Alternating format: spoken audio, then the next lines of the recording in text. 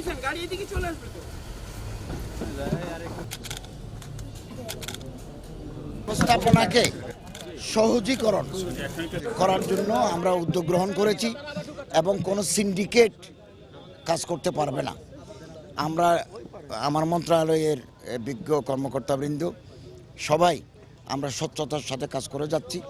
এখানে কোনো 2 নম্বরই সিন্ডিকেট করে হাজিদেরকে জিম্মি করার অতীতের যে প্রবণতা ছিল এটা আমরা একেবারে 0 পয়েন্টে নিয়ে এসেছি। এবং আপনারা জানেন গত বছর আমি 8 কোটি 28 লক্ষ টাকা ফেরত দিয়েছি হাজিদেরকে। এবছরও ফেরত দিতে পারবো। আমরা নিজেরাই বাড়ি ভাড়া করেছি, নিজেরাই হজ প্রোভাইডার এজেন্সির সাথে কথা বলেছি, বার্গেনিং করে টাকা কমাইছি। 1 পয়সা এদিক ওদিক নয় হওয়ার সুযোগ নাই। অতএব হজটাকে আমরা একটা সেবা এবাদত হিসেবে নিয়েছি। এখানে যারা দুর্নীতি করবে আমাদের হাতে যদি ধরা পড়ে আমরা তাদেরকে আইনের আওতায় নিয়ে এসে আমরা শাস্তির বিধান করব। তবে নির্বাচনের আমেজ শুরু হয়েছে।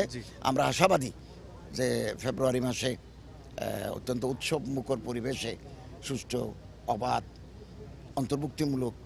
অন্তর্ভুক্তিমূলক নির্বাচন অনুষ্ঠিত হবে ইনশাআল্লাহ।